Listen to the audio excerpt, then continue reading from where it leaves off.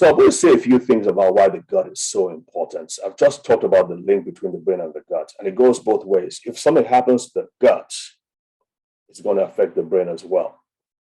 So the good news about that, especially for people like me who operate in third world countries where we don't have access to MRIs, to CT scans, to all the top experts and top hospitals and establishments, it's really good for us because it means we can do something about it. It means that we are not without help. It means that we are not helpless.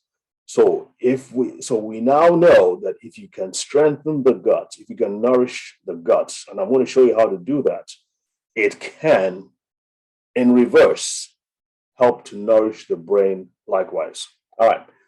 In another of our past presentations, we talked about what I termed the central governing system. There are 3 systems in the body that control the other 9. We have about 12 or 13 systems: the skeletal system, the endocrine system, the blood system, the circulatory system.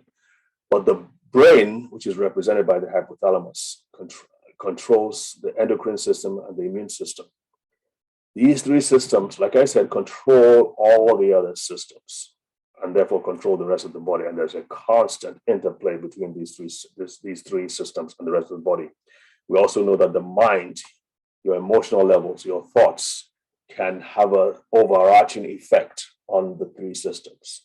So if your emotions are out of whack, if you're having problems with your spouse or someone who is close to you, a close relative, that can throw everything off. Okay? And so it might be best to actually address, if it's forgiveness, you need to do.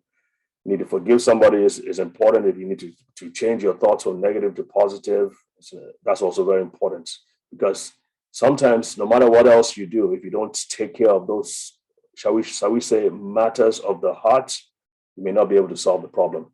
And I know gastroenterologists, I know I'm going ahead of myself now, but gastroenterologists, people who take care of the digestive system, they say the hardest problems they have with the gut are with people who have had they've had trauma. Maybe they've been raped as children, or they've had to deal with, or they've been in the military and they were exposed to warfare.